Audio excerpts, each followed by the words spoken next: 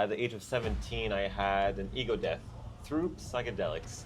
I was really innocent in the world. I didn't know that much. It just happened in the most beautiful way. I was in the mountain and I just died and then came back.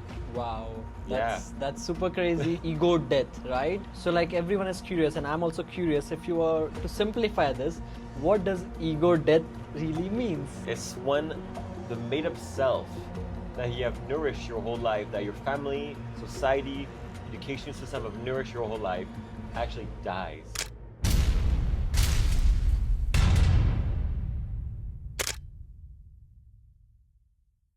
Namaste Hero. Yes. You are the hero of this podcast, and I've had such beautiful time with you. It has been really amazing, fascinating, out of the world experience, and here I have you finally. So super happy to have you, and the people who are watching, it's gonna be crazy, yet so magical and full of wisdom. So I'm really excited to have you here. I'm just gonna tell you, we have a very secret person right here next to me. So I would love to ask you from the basics of your origin story. Where are you from, and how did you end up doing what you're doing? Okay, love that. So I was born in Europe and then moved to the US, California, in my teens. And what happened is that at the age of 17, I had an through. I was really innocent in the world. I didn't know that much. It just happened in the most beautiful way. I was in the mountain and I just died and then came back. You know, my ego completely, I disappeared from this world. I mean, I was bathing into the oneness of creation with God. I remember seeing it, my eyes were, whether they were open or closed, it doesn't matter. I could remember feeling and seeing me just floating into this white light. You know, everything around me had disappeared. And that's what is, right? I came back and I got up into the real world and I could see the energy and God in the air and the plants everywhere. And I knew that was a reality. I knew that this was real and it's always with us and all around us.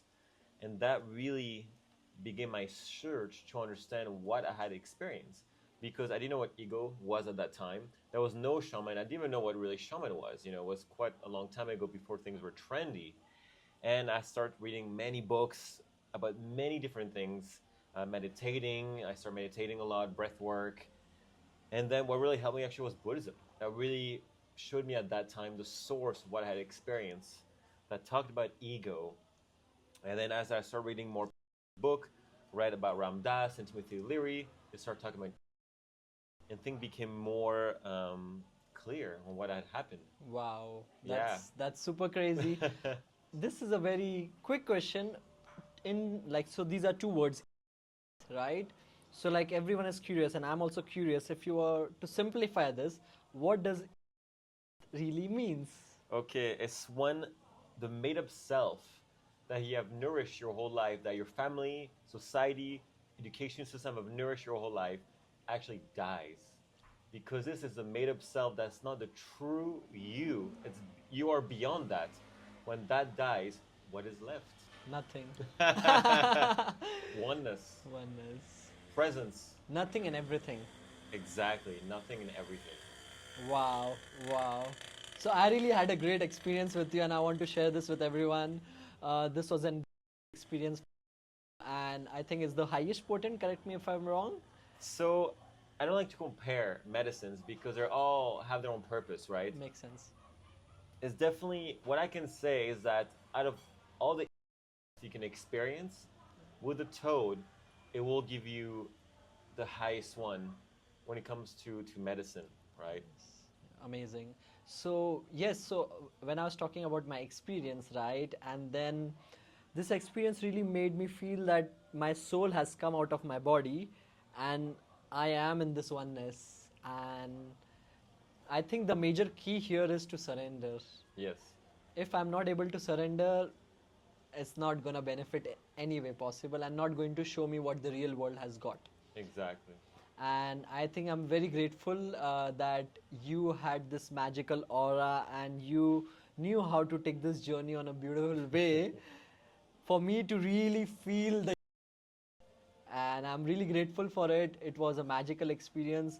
Of course, it's scary for the ones who are listening first time. You know, it can be, oh my God, I should never do this, never do that. But to me, what I think is I never associate myself with any identity, so I don't have any box because again, even freedom. If I'm thinking a lot of times freedom, then again I'm putting myself into a cage. Even if it's a golden cage, it's a cage. Yes, for sure. So that's great. And because you serve this medicine, uh, tell me more about how the experiences you have had, which has been the craziest one. Ha! Oof. Yeah, I mean, they're all different and they're all very beautiful. Of course, some stand out more than others. I've had people, get up and dance where they have no clue what they're doing. So I need to make sure I'm very present with them because I don't want them to hurt themselves. Safety and comfort is my priority when I have clients, of course. I had, I think some of the craziest one in the energy field is when a client, for example, gets up and I can feel it. And even though they're not present, there's a break of trust between him and me, when actually it's more about him within him. Right. That's the biggest one to learn how to navigate that because they're not here and you can tell they're like totally just questioning what's happening right now. In a way, their ego deep down is panicking and fearful, and they want to leave the space. Even try to get their key, like, I'm leaving, I'm out. And I'm like, oh, like you're not going anywhere right now. And that's when I called the ancestors in the field and like really bring the energy so present, so potent. Or no, like now I'm the one telling you what's going to happen and like to lay down. I don't have to do it even verbally. I just do it with my energy, and then it happens. This is very rare, right? It happened out of hundreds and hundreds of clients I've had, maybe once or twice. But these times are very like you have to really come back to the trust of who I am, trusting the field, and also the whole ceremony. That's Yeah. really great because I understand where you're coming from. I've had a lot of different experiences back before, not this, but even let's say like, right? And then somehow after that, I feel, oh my God, like everything is wrong and like I gotta exit this place. And that to me is, I feel bad about it. And that's why I reject that medicine. So is it correct or is it wrong? To reject the medicine? Yeah, because I'm like, maybe it's not for me because it's making me feel like that, you know? Well, definitely today being abused, right? And it can be such a powerful healing plant in a way that can be. So I feel if people were to do it more in a ceremonial way by honoring the plant and the medicine, then it can be very beneficial. So if you were to tell me what you're saying right now and how you feel uncomfortable, I would tell you I would love to do it with you and see what's present because I always say wherever there's fear, this is where we need to go. What is this feeling of uncomfortableness? Where is it coming from? What is the medicine showing you in this present moment that makes you feel uncomfortable? That would be the question. Wow, that's great. And when you talk about energy, right? Now, when you're into the space where you're doing the ceremony, and how do you really tap into that energy? Yeah, the one word I can say that explains everything is presence. When I enter this space, it's really a space of no mind. There's no mind. It's full presence, and I can feel the energy of the field, of the space, of the clients, and I can see it, also oftentimes. It's about allowing it to flow effortlessly in the field and through me, where there's no questioning, there's no mind. You just are one with it. You just act and dance with it. Wow, wow, that's great. I don't know how many years does that take to happen. Like, because if someone is like really inspired on Yeah. doing this, what do you think? Like, what's your one message to them? I feel time itself is an illusion, right? And I feel to keep practicing presence, to keep practicing being in your heart, whatever modality, through breath, through meditation, or yoga. There's so many out there. And just to keep going. And don't think in terms of time as being linear. Just keep going. Keep praying and affirming that you're already here. By the time you can blink an eye, you will notice, oh, I'm here already. Whether it takes 5 years, 10 years, 1 month, you will realize that the journey itself is truly a gift.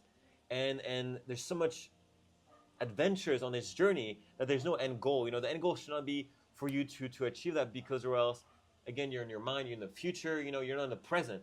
Just be present and trust. Yes, there's practices you can do that will enhance this sensitivity in your hand if you want to be an energy healer or be more have more chi flowing in your hand. Definitely to activate more chi in your body, there's exercises that you can do which will help in your healing modality. There's things, yeah, you can do to also feel the field more with more sensitivity. Definitely. So correct me if I'm wrong, no one is born with it, but they can learn. I feel some people are born with a clearer slate, perhaps, let's say, where they can tap into that more easily, but anyone can do this. Wow. Some might be a longer journey, but anyone can do this for sure. Wow, that's so great, and you're really inspiring many people. I'm very happy about it. I wanted to ask you about the real shaman versus the fake shamans. Okay. Well, let's start with the word. What is shaman? So to me, a shaman, first of all, it's a person that's connected to nature. Yeah, the nature, like the plants, the sun, and the stars, but also the nature of him or herself, right? And a person that can play in the weaving of the energy field. A person that knows also plants very well, like whether it's herbalism or plants. And a shaman, the biggest thing I'm seeing nowadays is that most shaman, whether it's South America, in Mexico, or anywhere around the world, most shaman are bullshit, right? I've always said 95% of the people that serve medicine should not be serving medicine, right? And number one is, how is a shaman in his daily life or her daily life, right? That should reflect what he or she is preaching in her practices to her clients. Because whatever you do in your daily life will leak into the ceremonies. And that's one of the biggest things, to always have a clear slate in the most purest, more loving slate you can have for your clients. And also, what I do in my daily life is definitely for me because it feels amazing, but also for the world and for people. So why would I not want to do that, right? So, and most shamans come from a space of ego, and a lot of shamans, sadly, they get empowered in serving these people and feeling they're saviors, and that really um, fulfills and empowers their spiritual ego, which I feel is one of the biggest traps that people can't really see often. What else I've seen? Yeah, I've heard crazy things in South America. Shamans put spell on women, on men, Yeah. from jealousy. And you have to understand, even though these shamans can be powerful in these world of energies and entities, right? They can still hold a lot of egos. Some of the most beautiful shamans I've worked with, beautiful ceremonies that they can cater, but then on the outside of that, there are drunks, they're drug addicts. Still, the energy is still leaking in the ceremony. You will feel, you will take that on. So you want someone that is as pure as possible, that's doing his or her best, and that's coming from the space of the heart. That wants a clear intention, That, when I do these ceremonies, I'm really supporting you to remember who you are. I'm supporting you. I'm supporting your healing that's happening within you. Yes, I can play with the energy. Meaning I can kind of choose where it flows in a sense. I can clear an energy field. I can remove entities. I can help your energy center being more open. For sure, I can assist you. But in the end, it's all you. I always tell my client, you have created the space for your own in your own reality for this to happen. This is how powerful you are. This is how beautiful you are. You're ready for this. I'm just here as the vessel for this energy to flow through. That's it. Wow, that's Yeah. super amazing. Thank you for that. I mean, it's gonna be really great because once someone watches this podcast, they're gonna know what kind of shamans they need to go to. And another question that comes to my mind is like, how do they reach out to such kind of good shamans? Is it through someone's, of course, like they know that someone has served out really well, and through that, right? I don't think so. Socials are making sense nowadays. Well, what I would say, I feel most of the time is going to be word of mouth. But still, it doesn't always mean it's a good shaman because these medicines are very powerful. So someone could go to a shitty shaman and have an amazing experience, but they don't know the deeper layer Mm, of it. You know what? so true. Whether they got cursed, whether they got some energy leaked. Until they go to another really good shaman, they're like, wow, now I can start comparing, right? So number one, I would say word of mouth, right? Number two is about patience. So let's say if you feel you're ready for any medicine, put it out there in the universe. Pray and just patient and see what comes to you, and then trust. But also ask the questions to these facilitators, to these shaman. For example, like their experiences. Um, Also integration. What do they do after? Because most of the time, these medicine, yes, a lot of healing can happen during them, and things can completely shift in the ceremony, but oftentimes it can also be the doorway.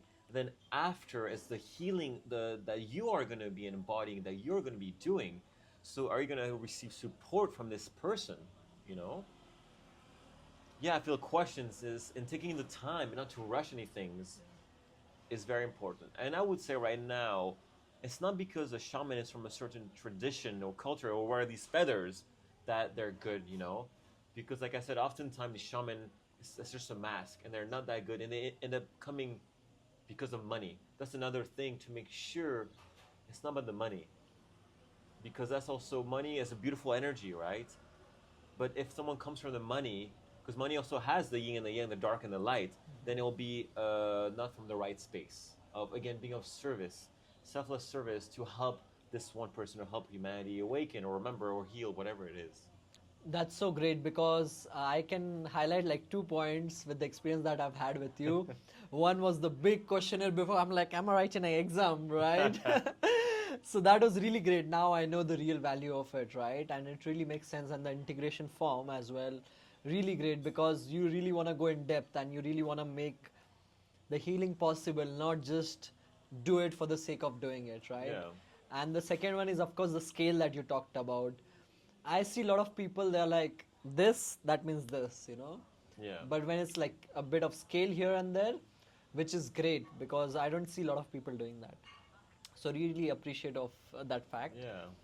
And so the next question would be, you are often also known as to take out entities from different persons and being. What are these entities? How do they first of all enter in our being? I love that. Yes. So m- many humans have entities, whether you know it or not, right? You have to understand that in ancient time, in the old times, right? Entities or demons, whatever you want to call them, was not a scary thing. Nowadays, people are like, well, freaking out. Yeah.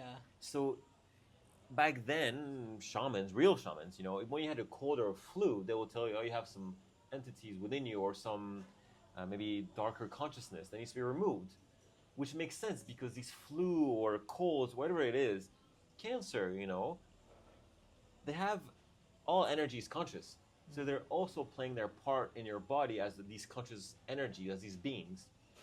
Now, answering your question about entities, so it can come from really strong traumas, sex, of course. Let's say if you are a being that has an open field, you can go in certain environments, like alcohol. I'm gonna say is the lower energies. So there's a lot of entities roaming around these places. So you can catch one like this. Someone can curse you, whether it's in this life or past lives. There's so many ways, and oftentimes, people can be depressed, for example, and they don't understand it could be an entity in your field that's really affecting your whole life until it's being removed.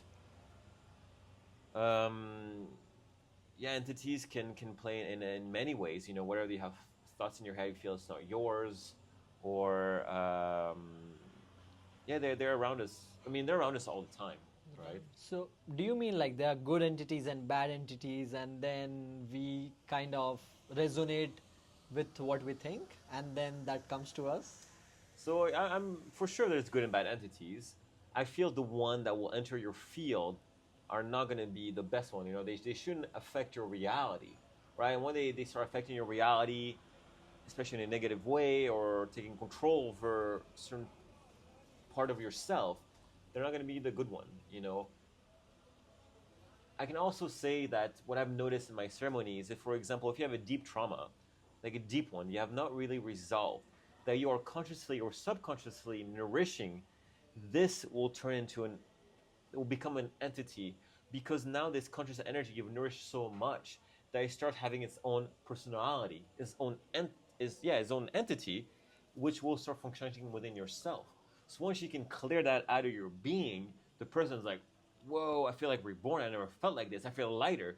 Yes, because you're not carrying this heavy energy, this other entity, this other being within your field. So, in short, if someone is feeling heavy or negative or full of traumas, that means they are carrying an entity. I mean, I cannot, I don't guarantee like I'm not gonna tell you 100% yes, you know. But yeah, Is around. it likely? Yes, it could be very likely for sure. Makes sense. If you feel heavy, if you feel depressed, yes, of course, it can be, especially depressed, physical things happening in your brain. But as we know, everything starts with the energy field, right? So there could be an entity in your field. You could carry a trauma. You could be carrying a trauma from this life or a past life. That's the thing, you know. So yes, you know, we're meant to feel happy and at peace and light in a sense, you know, not heavy and dark. Then there's something happening. That's And true. of course, people also can curse you, it could be jealousy, it can be so many things. Makes sense. Makes sense. And then, like the world of right, it has so many different kind of things. What's your take on that? Right, like if someone needs to heal, do they necessarily need this, or there are alternative ways? And at what point of time do they need, or they don't need at all? Like, what's your take on that? For sure, yeah. I also offer healing sessions, you know, without any medicine, because it's not for everyone, right? Of course, there is physical contraindication that where a person should not do, like psychosis. And then certain medicine have their own contraindication, like if you have maybe some heart problem, or you know, because they might raise your speed of the heart, and you don't want to risk that and to die, you know. In the end, it's when a person comes to me and they talk to me and feel the questionnaire like you did, which is really big and very deep Oh my god. for safety, Yeah. but also for me to get to know them. Then I can start telling them, oh, you need this one, or you don't need anything, or we're going to go that route, we're going to go more gentle, you know. It's a hard question to answer because yeah, I can tell people to listen with their own intuition, but most people don't always have this clear intuition, and in the end, whatever a person is going to experience is exactly what they're meant to experience, and that's the truth, right? Yeah. I would say to someone to, again, patience, to really listen to themselves. Nowadays, many of these medicines are becoming very trendy, and I feel, yeah, it has both good and bad, right? But to not go in the trend, to go in your own trend, and to really listen to yourself, because these medicines are very powerful, whether done right or wrong. They're right or wrong. They're gonna be very powerful. So to make sure to take the time, are you ready for this? You know, there's no rush. Of course, also don't delay it because of fear. So if you have this strong calling and there's fear, go with the calling. And I always say, where there's fear, this is where you should go. So it's about patience and just trusting. You know, it's a good question, but medicine is not always the way, because everything in the end leads to the same oneness, to the same remembrance of who we are. Right? There's just many roads, whether it's with medicine, breath work, yoga, meditation, cold bath, you know, and all these hikes in nature. It could be so simple. Sun gazing, you know, there's so many simple things to do. And they all lead to presence. That's the most important thing. Is presence being here, because it's the most important Wow, that's amazing. And how can I know that I'm fully in present? thing. Yeah, it takes practice, like training any muscle, right? If you're thinking of the future, thinking of the past, you're not in presence, right? Now, if you're depressed, if you have anxiety, like this beautiful quote, if you're depressed, you're living in the past. If you have anxiety, you're living in the future. Same thing, you're not present. Wow. It's really about focusing on your breath here. And to me, what I tell my client, the easiest thing is just be in your heart. Be in your heart. This is true presence. Just focus being in your heart. And every human being, you know, if you pay attention to it, when you have a decision to make. If you haven't trained this muscle, let's say, the the heart always comes first, regardless. But then the ego, the mind will come right in, whether it's a millisecond or 1 second. The more you start paying attention to that, the more you start developing this awareness, and this space between the mind and the heart will start becoming wider, wider, become 5 second, 30 second, then a minute. Then you're gonna start clearly seeing the both come in. You're gonna be with your heart, then the mind wants to come in, and you're gonna be aware enough to be like, no, it's okay, I love you, but I'm going with my heart. And the more you practice this in your daily life and surrender and choose life from this space, then it becomes effortless, and the mind will be no mind. You just always will start making the decision and living your life from the space of the heart and presence. It's just like denying that toxic boyfriend or girlfriend and saying no, you know? Well, as they say, is that for most people, the ego and the mind is the driver of the car, right? Yeah. Where it should be more the heart. And of course, I'm talking about the spiritual heart. And then the ego should be more in the backseat. The ego is not a bad thing. It gives you power and will, and it's okay. It has its own purpose, but not the way it's like running people's life. So, With fear, that's another thing I want to say is that any fear you have is the ego and the mind. There's only two things in life: it's love and fear, and everything stems from that. That's it. wow. So if you have any fear, it's the ego and the mind. It's that simple. Wow. And so you mean to say if you can control the way your ego is, then you win. I'm not sure how I enjoy the word control. I feel it's about allowing. It's about practice, like I said. So maybe at the beginning it is. Actually, it's more of a way to direct the energy. Where are you going to direct your awareness? It's not control. It's about how are you going to direct the energy and your awareness and your presence, into the ego or the space of the heart. And how do you define consciousness? Oof. Awareness, presence, consciousness could be the soul. Who is witnessing this life? And if we say consciousness in the soul, well, who's behind that? It's beautiful questions to ask for fun, Yeah. Because I see in Buddhism, I don't think so they talk about the soul, do they? Or I don't think so it's there. I could be wrong. I Yeah. believe they say there's no soul. Exactly. I'm pretty I sure. know. Yeah, Yes. because there is, as I know, there's Buddhist teaching, and then there is the Christ teaching, and then even Krishna's teaching is on the other end. So it's totally polar, Yeah, for sure. And to me, I'm like, what should I believe? But I'm like, I'm still open-minded. Sometimes I'm here, sometimes I'm there. This belief of no soul, this belief of soul. I mean, in a sense, I'm pretty sure Buddhism, again, I'm not an expert in Buddhism, they would just use the word awareness, right? And who is aware? And again, these are all words and labels. Whether it's a soul, no soul, in the end, what does it matter? We're all living entity, and the divine life flows through us. We're part of this, and that's it. Life is simple. Life is simple, and that's the thing. People overcomplicated their life, and I get it. There's so many things, like you said, Hinduism, Buddhism, Christianity, and that's just one thing. Imagine diets and different modalities. What to do? Should I do breath work? Should I meditate? What kind of breath work? What kind of meditation? And that's putting more pressure on society, on people. When life is so simple, and remember that you know everything and you are the medicine. This is my vision for everyone, even Wow. with what I do. Wow. Yes, I feel it's important to clear your energy field and your slate for sure.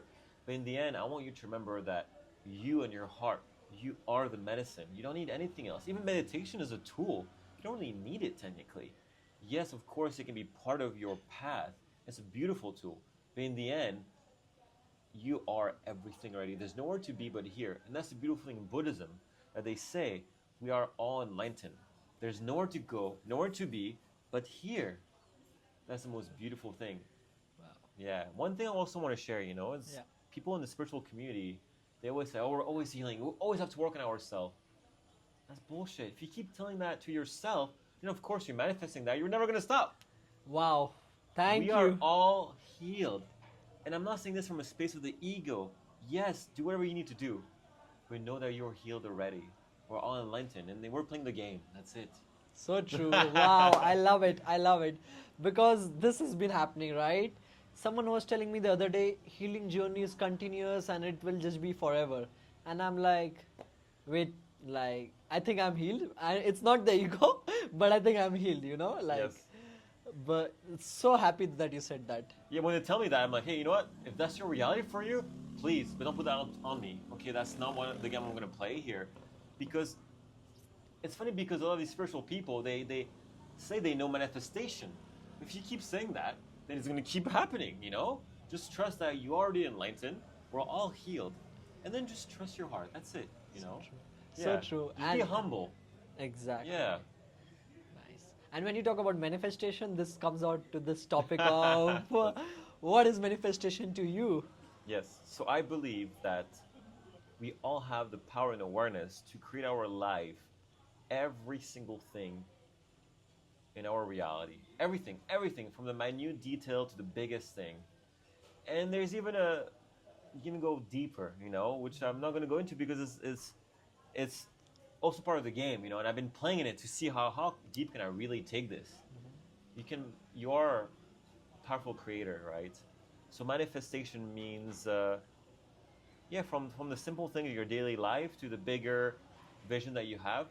One thing that's interesting, though, is manifestation will take you out of the present moment, right?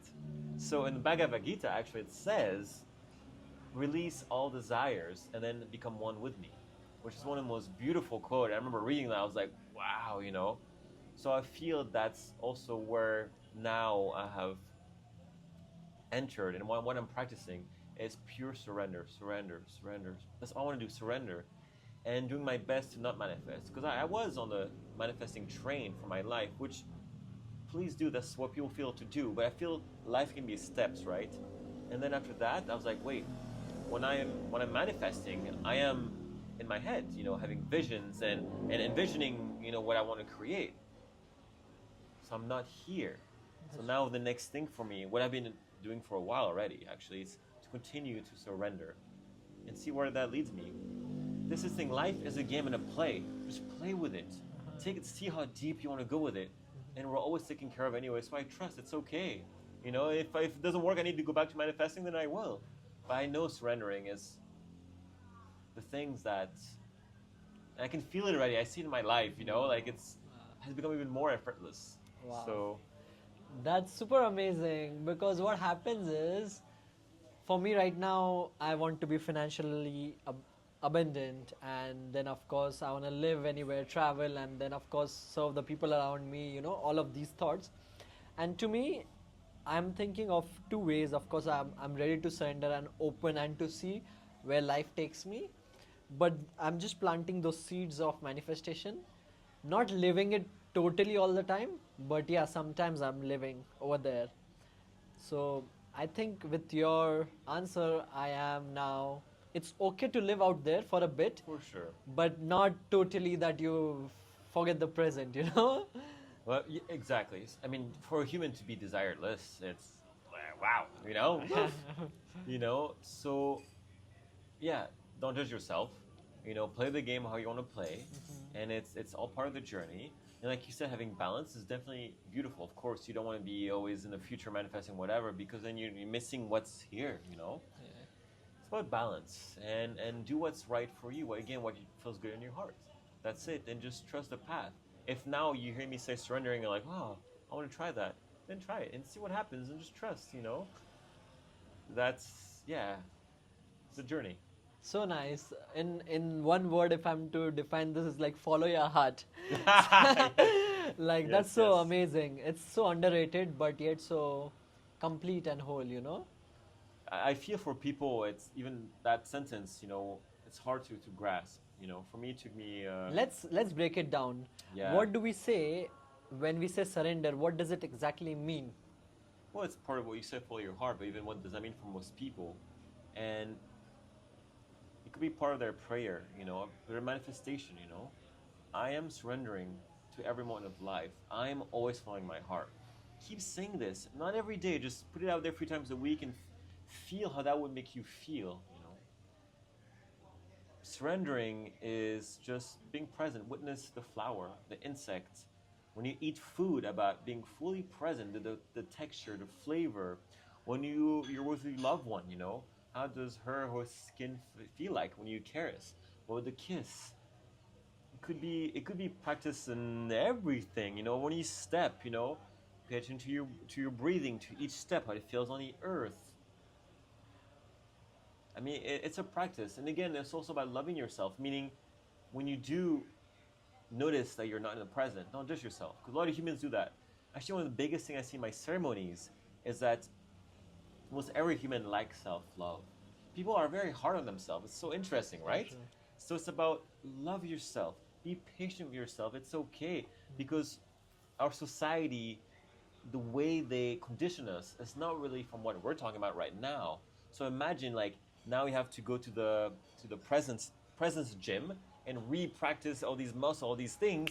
So it takes time. Remember to love yourself. It's okay. Just and every time you slip out of the present, then bring yourself back. It's a practice for life. I guess it's not linear. Just keep doing it, and at one point you're like, I'm fully present. In the Wow. zone. Exactly. And like and you'll be, wow, the journey has been amazing. This moment is amazing and it's gonna be amazing the whole time, Like Oh wow, yeah, that's so amazing. Yeah. but that's the best I can say. I know it's a big word, and trust me, I wish I could just look at you and be like, you're present, you're present, you're present, in your heart. But that's No more also medicine. it's not always for me. Like sometimes I have clients, that have karma, whatever, and I can feel the ceremony. I tell them after, that's not meant for me to clear. For some client, yeah, I can clear it out. Like these energies, that's what I mean, like energies. And I tell them, hey, like actually you have to learn this lesson in this lifetime, and it's for you to learn. It's not for me to actually clear it out, because in the lesson, in the process, in the journey of that, there's so many gifts for you to learn, to receive. Wow, wow, so beautiful. I want you to touch base on death. Yeah. Okay. Have you ever thought about your death? Because recently I've been thinking that every day I take a step closer towards my death. And so the other day I was writing a letter to myself Mm, as if I'm dying today, what all would have I done? mm, And amazing things came up, like I want to impact so many people around through social media, through giving wisdom by bringing expert people on. So that was the whole aim, and that's what I wrote it down, yeah. And what do you think about your death? Well, it's true that with every breath, we're getting closer to death, right? And I feel for my death, it's just to live life to the fullest. And of course, for me, is to serve humanity and nature, and do the best that I can for myself. Because as I bring transformation and love to myself, it ripples in the world, right? I mean, like they said, to change the world, you have to change yourself. So when it comes to death, yeah, I'm not scared. I feel it'll be just another journey, another journey, And I've died many times on this planet Exactly, already. I was gonna say that. I was gonna say So I've that. died many times on this planet already. It'll just be another one of these. And it's okay. It's just another thing to truly live life is to not fear death. If you fear death, you will not fully live. So true, Yeah. so true. And in this world of science, right, everyone is fascinated about different kind of medicines. So we touch base on, of course, I would like to touch base on mushrooms. Yeah. And what do you think about it, like, and how has it been your experience like? Well, I feel there's a lot of studies coming out nowadays that show the benefits of for people. So I feel like if it's done properly with the right person and the right environment, then it can be definitely life changing and very healing. Mushrooms hold a beautiful consciousness, very playful, beautiful teachers. It just has to be respected. That's it. Again, they're all here for tools for us to use, if that's our calling. So if someone feels the calling and it aligns beautifully and effortlessly, then yeah, why not? Nice, nice. And how about Yeah, this the the same? same thing, I will say the same thing. Just again, really aligning to the right person. I will say, I know that's maybe not what everyone will agree with. Most of these not be done in groups like it is nowadays, right?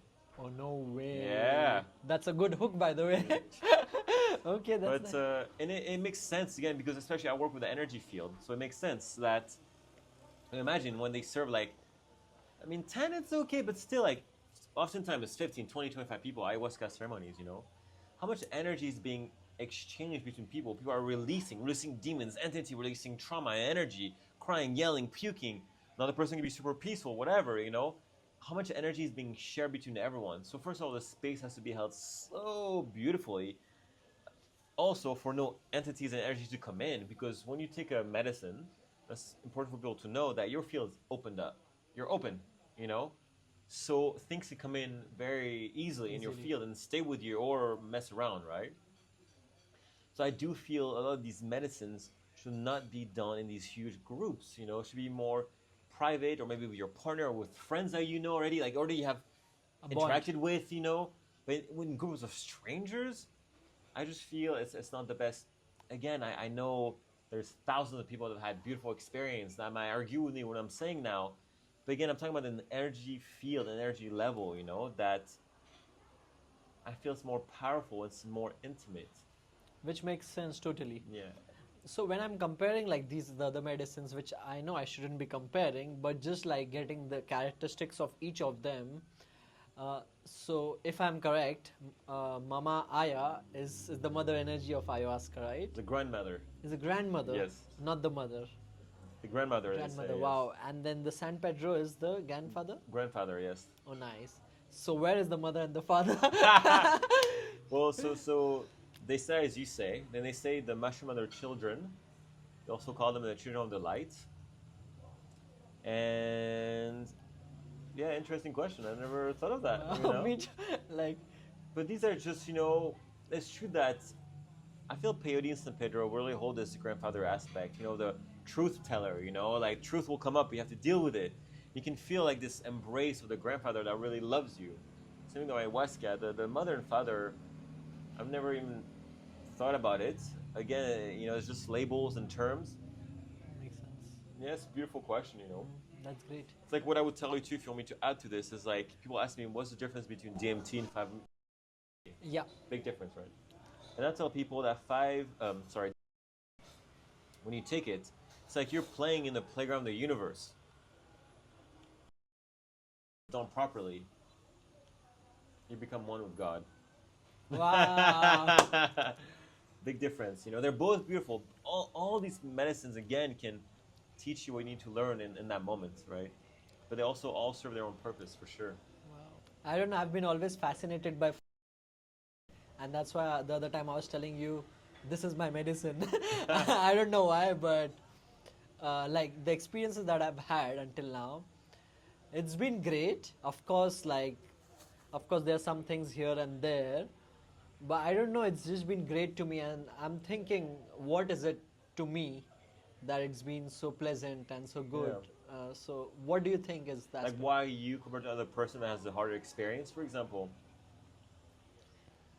Well, definitely your past history from this life and past life, let's say, if you had a really rough past, then sometimes, it can be more tricky for you to surrender. But also, I've learned to not assume anything. I remember this one client, and I will never forget about him. He came to me, he was, yeah, kind of an alcoholic, rough past, lost his children, lost his dog. And I was like, wow, this guy's gonna come. It's gonna be, like intense session. By that time, I had learned already to not project any energy. Hey, like, I know I'm saying this, but also I'm gonna clear this energy out, and let's be in the present and see what happens. And as soon as we started the ceremony, directly I could feel where this was going, in this present moment. Like, because he's been through so much, why have him go through another, maybe more challenging trip? Why not just give him love? Pure Wow. love from the divine. And I could feel it just came through me, and I was just like there holding him, with the divine, with this love. And I was like, I'm just gonna pour all this love into these beings because that's what's gonna serve him the most right now. And again, it's not, I'm not choosing, it just flows through me. It's just what I feel. And to this day, changed his life forever. To this day, he's been a year ago and he still texts me, and thanking me, and it's been amazing. So love is the most powerful thing, of course, right? Wow.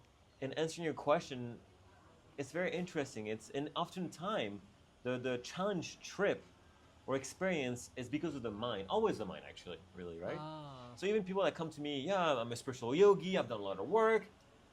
They're the funniest one. And then I do the ceremony with them, and they come back. They're like, "Wow, I'm bullshit. I've lied to myself." I'm like, "Hey, it's okay. Self-love, you know, it's beautiful because now you had a spiritual ego, or now you came here to see me for a purpose, to go deeper in your life after the ceremony. This is the gift. Don't judge yourself."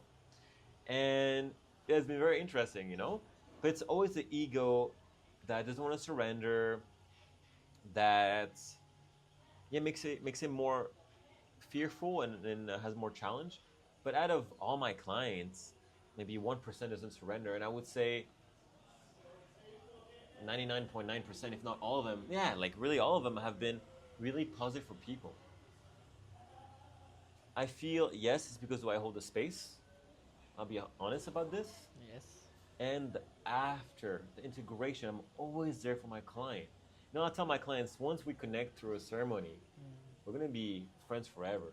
If you Wow. choose to. So I have clients literally messaging me 2, 3 years later about what's going on in their life because yeah, they got awakened and their community is not supporting that. So we get on the phone call, we talk. But especially after a ceremony, the week to come, I'll be very close to you, let's say. And then after that, yeah, I'll give you your space, of course. But you can always reach out to me, you know. And I've seen sometime after the ceremony where people, again, it's very, very rare. I remember on the cusp of like kind of going like more dark in fear, and I'm like, hey, let's talk on the phone, or come see me right now. Let's together. Let's change this perception. It's perception. And once we do, they all start becoming very grateful for themselves, really, and they start seeing the light in everything. So that's so important. The support after is key because yes, in the ceremony, your ego will be challenged, like it is in life every day. Anything that happens in a ceremony with any or no psychedelic is a reflection of your life. It's a teacher for how you can be, what you can embody for the rest of your life. There's no difference. So I try to remind people, just in some makes it more vivid and more like up there, at the surface. Wow. Wow, that's so magical because I see a lot of people they serve and then buy. It's or just like a high and a buy. But this is like bringing like family, community, because I think the space that you're coming from is really healing and you really want to serve the people. And that's why I could sense as well. And that's why we're like, okay, let's get this to more and more people because this sense is so, so important. Which even right now people are doing businesses, they are doing this and that. They want to make money, but then in the end, they don't have the sense of community, which is the most beneficial and is the ultimate goal of the For life. sure. Right. Yeah, I feel in the end, they're also taking on some energy because it's not coming from a pure space. And like I told you, coming from just money, it's not a good space to come from. And it's because I have respect for myself, respect for life, all of life, and each of these plants, whether I use them or not, it doesn't matter. I have respect for them because they are their own consciousness, right? And that's also why my ceremonies can be very powerful. And yeah, I feel the biggest one is respect for the divine, for love, for that we're one, and I want to treat you as I would treat myself, and Wow. give you that same support that I would love to receive or the one I give to myself. It's very, very important. And that's why I was telling you earlier that, again, 95%, maybe more, of people studying medicine nowadays, or even doing these healing modalities, shouldn't be doing it. You know, and it's okay. Like it's all part of the human journey. In the end, it's all part of the human journey. And if you end up going, or if you have been to one of these persons, whether you had a good or bad experience, it's all part of your journey, and it's okay. It's just what I feel. So true because let's say if someone is right now driving a bike and they get an accident and we go ahead and help them and then we are back into our lives versus if our family member, any person, has had the same thing, we'd be in the hospital with them. So that's so amazing that you said that we need to see themselves in us. Yes, yes, Yeah. exactly. And everyone that comes to me and I help them, support them to remember who they are, that's me remembering who I am at a deeper part of myself. I love that. I love that. So And true. when I had this realization, I was like, wow, felt really humble and very grateful, very grateful. Yeah, But then, of course, you have boundaries of where the person should be at, right? Because, like, to me, what happens is overgiving, and then a lot of people start to take disadvantage. And I'm like, later I realize it. Not at that moment. I'm like, oh shit, you know? so So, as you saw in my questionnaire, what I say, right? So yes, let's say boundaries important, but more in the sense that if you come for a ceremony to see me, yes, I'll be there for you in that moment and after, but also I'm gonna empower you to be your own teacher, to be your own healer, and to hold yourself to what you chose to do, because that's the more important thing. Because if I just give you my hand all the time, and then after a week or 2 weeks or a month, and I take it back, then where are you going to do that to who? to To what else? It's going to keep going the cycle. I'm here to break the cycle that you are enough. You know, that this comfort and this safety you're talking about is from within. You don't need anyone else. So I will 100% push that, that's make nice. you realize that's a big thing that I want to do for people. And that's part of the healing, to remember that you are enough, that you're whole, you don't need anyone else but yourself, So true. So, so that true. you're a warrior. You Uh-huh. know, you are a warrior. Just remember that. That's so true. I love that. I love it. It's so one of my friend, he was going through a breakup recently, and then I was like, I was there to listen. Sometimes, you know, you don't need words, you just need your presence with them. And I did that quite many times, and then I felt at a point of time I was getting drained, Hmm. and that's the time I was like, okay, back. And then of course this doesn't give them again a hand to catch on, Yeah, and they are on themselves, but again with positive notations. That's what I've for been sure. doing, and so I relate this so nicely. Yeah. So really great. I'm happy that we are doing this. Yeah, of course, you can be there to support other human beings, you know? Yeah. Again, you have to feel the space. When is it too much? When, you know, you could be supporting someone else where you know you're just, what's the word? Just allowing to repeat the cycle. You know, you're actually not helping them by being there for them all the time, right? So you have to know when and when not. That's the thing. But providing assistance and support to another human being, yeah, that's beautiful. And like you said, just holding the space for someone to talk to you. You know, it's very powerful. So, what's your vision right now in your life, your current state? What do you think you want to do, right? You are, of course, serving the community, right? But is there like a number of people that you want to serve, or the impact that you want to make? What's in your heart? Surrendering. But other than that, of course, I want to continue to do what I do. If I'm meant to continue to serve as many people as I can, I will, of course, right? What I would love is a land to even support people even at a deeper level. Whether people stay with me for a week, for a month, or 3 months, so I can help them, provide the space for them to anchor their transformation. Also, I want to land with nature around, because as people reconnect to nature, they will reconnect to their own nature, right? So that's definitely my vision that I have as I continue to serve other people and nature. And that's really it, you know, and continue to do my own awareness practice, continue to surrender as deep as I can, really, in this beautiful moment. And other than that, that's it. I really trust and I see and I've already experienced how supported I am from life every day, as we all are, really. Once your mind is not here, you will see clearly how you are. Even the mind plays its own purpose, anyways. You know, everything is a gift in life. Every single thing. Do you think there should be any limitation to any of, as in, of course, once in a while, or because some people they're like, oh, I'm getting a calling, and the next month I'm getting this calling and that, and it just keeps on going. So, what do you think is the way to differentiate? Yes, that's a really good question because a lot of people are abusing these secret spaces, right? Yeah, of course, I've met many people that do ayahuasca every month for years, and I would ask them, what are you looking for? What's the point?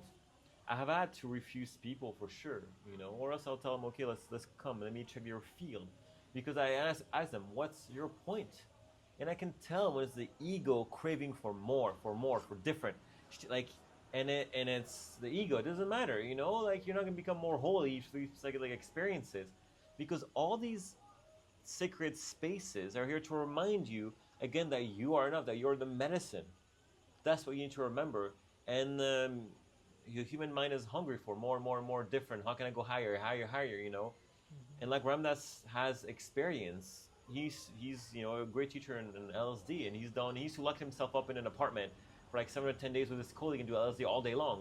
And he has this beautiful thing he said. He said, no matter how you go, you'll always come back down. And he says the true practice is through the breath, through meditation. Their journey is gentle. So I would tell people, stop being hungry for more. Trust the power of each experiences that you have received. Sometimes the shift can be subtle, but the shift is there. You don't always have to look for the great crazy shift. Any shift in your energy field is there, and if you keep flowing with it, if you keep supporting a shift, whether you know it or not, and by just trusting is enough to support the shift, your life will change. A lot of people chase these crazy high and these crazy shift when it's also part of the illusion. It can be as much as an illusion as everything else. So true. Wow, so nicely said. Because I believe that, right? And sometimes I've had these journeys, and then like I saw a lot of people crying around me and this and that, and I was like, what's up with me? And then I was like, oh, maybe it's doing its work in a very subtle way that I don't know. And I've been trusting towards that, and I've been embracing it. So I think that really made a change rather than Yes. just. Give it a space. Nowadays, and thing that shocked me is how many retreat centers or people offer so many medicine in a weekend or a week. Let's do whatever. It's insane. First of all, some of them are not meant to be mixed together. Yes, some can be mixed one after each other, but very, very few. You should allow each medicine with their own consciousness to give you the healing. It's better to do maybe 2 in a week or whatever than doing then you this. Wow, like what's like a menu of psychedelic? What I wanted for tonight? Oh, for this week, let's go. It's so unhealthy. Yeah. It's so nuts, and actually, it can be very dangerous. And people have died already from this combination. Of course, it's a minority. Most will be okay physically. Mental state after, I don't know, but people have already died. And when I read an article of people dying in ayahuasca ceremonies or whatever, I already know why. I know I read that they did chemo before and all these things because they're not meant to be mixed together. I'm sorry, and I'm talking about the scientific level, not even just about energy. Makes sense. And that's the biggest thing nowadays that, yeah, again, humans are chasing for these crazy high, for this complete menu, when they don't understand, and that's also definitely the fault of a facilitator. I wouldn't even call them shamans. I'm sorry. It's about giving this crazy package and charge thousands, tens of thousands of dollars, comes up to money because it's trending. It's a business nowadays, and it's easy to monetize this area, this sacred area of life, which takes away the sacredness. So talking a little bit more about the experience that I've had, I wanted to ask you some questions. And again, as I talk, the video can be played where I had the experience. So there were 2 rounds that I took, and the first one was 50 grams or milligrams. I don't know if I'm correct. And of course, as I went down, I was feeling the space where everything got dissolved, and I was laying down, and then I got up as well, and then I was saying, love this life, or what a life. But then also I kind of puked as well. First one? Second one. Yeah. Second one. Yes, Yeah. yes. So first one was really cool. Yeah, really cool. Let's be honest. So yeah, and then and then of course happening with the second one that I puked and I was like also banging my head on the floor on the ground, and I don't know why, and I was also shouting. I don't know whether it was for opening of my throat chakra. So these signs, does they mean anything specific, or is just something that had to come out is just out? For sure. So the purging that you're talking about, I mean, it's not yours was not a huge purging, right? And it's definitely energy moving and being released. So I feel it's really important. Will make you feel lighter after, which maybe you can also agree to that now how you feel. The banging head on the floor, whatever, is just it actually can come from different places. So another thing I feel in the space is what is the energy behind certain action, behind the screaming, behind the head banging, which is very rare, and I make sure you're safe too. Yours is more from excitement. You need to actually bang your head at all that hard, you know. Okay. It was more from excitement, you know, like just people are like just as you can also share, you're not fully present here. Like your consciousness, your soul, your awareness is somewhere else, and it's your physical body and sometimes ego, but your physical body expressing this joy, this energy flowing through. You're like a puppet with energy flowing through, Oh yeah. and without the awareness of doing these actions, you know. So even people like if you, they, I mean, you don't really do that. People dancing, moving. It's also energy flowing. You know, some people shake like and tremble. It's emotion, energy flowing through your body.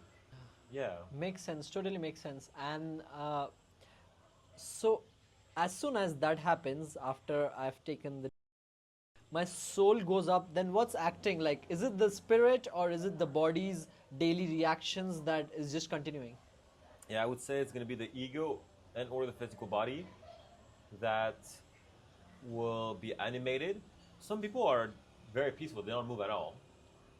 Some people they move a lot, and it can be that the ego and the physical body want to attach themselves to a point of reference here on this reality, and they cancel, they try, and they look around, but when they look at you or around, you can tell it's beyond the you. You know, it's beyond the you, beyond the space that's here. There's just like an empty stare. It's just the ego trying to grasp on this physical plane for safety. It wants the safety anchor. That's it, because it's scared to go. But it doesn't matter because the person is already gone somewhere else. Long, far away. Yeah, and also I can, I feel a lot of movement also means you can also have a busy mind sometimes as well. You know that, you have a hard time for the physical body to surrender. Makes Yeah. sense, totally. Nice. So we are coming through the end of this podcast. Anything that you want to share to these people, the viewers out there, that they really should remember in their core essence? What would you like to share? In their core essence, Yeah. I think I've said it a lot already. But I would say trust your heart and surrender. For my whole journey, and I have tried a lot, and I've tried a lot of different paths. I would say, all the ancient texts talk about this anyway. Just surrender, surrender, surrender, surrender. There's nothing else. Surrender, be here, be in the present. That's the greatest medicine. Surrender, please. And life is so simple. And life is for you, for me, for each of us. It's there for us, to assist us. It's not against us. Surrender. That's it. That's all I would love to share. Wow, love it. And one question came to my mind. I'm like so curious to Yes. ask you. What do you think about enlightenment? Oof. And do you want it? Yes or no? Do I want enlightenment? Yeah, Well, wanting enlightenment would be a desire, which already is not enlightenment, right? yeah. And I feel someone told me one day, to achieve enlightenment, the last thing you will have to let go is the idea of enlightenment and of bliss. And I was like, wow, because I get it. Sometimes often my life is pure bliss, and of course you can be attached to that feeling, but that's where you take yourself away again from this present moment and the fleeting moment of bliss in each moment, right? So, what is enlightenment? Again, it's pure presence. Pure presence comes from being in the heart, and of surrendering. That is enlightened, and in a way, You're living it. well, in a way, it doesn't matter, because in a way, we're all enlightened already. If you think about it, even if you're in your ego right now, right? if I would just witness someone in their ego, let's say, they are exactly where they're meant to be in this precise moment. And they're serving this precise moment exactly how they're meant to, which is, let's call it enlightenment, right? A glass, a table, it's all energy. They're serving their purpose as a glass, as a table. They're serving creation. In that sense, they are enlightened. For me, enlightenment is just presence and surrendering to who you are, to the beyond you, to every action, whether you're in your ego or not. And I feel it's accepting all of this, seeing as it is. Thank you so much. Thank you. Really grateful to have you here and helping spread this beautiful message and saving life and saving lives all around you. I'm really happy to be around such amazing, beautiful souls. Thank you so much. Thank you, brother. And Thank you. I can't wait for part 2 actually. Okay. Yes. Sweet. Thank you. Thank you. Thank you. Beautiful, man. Beautiful.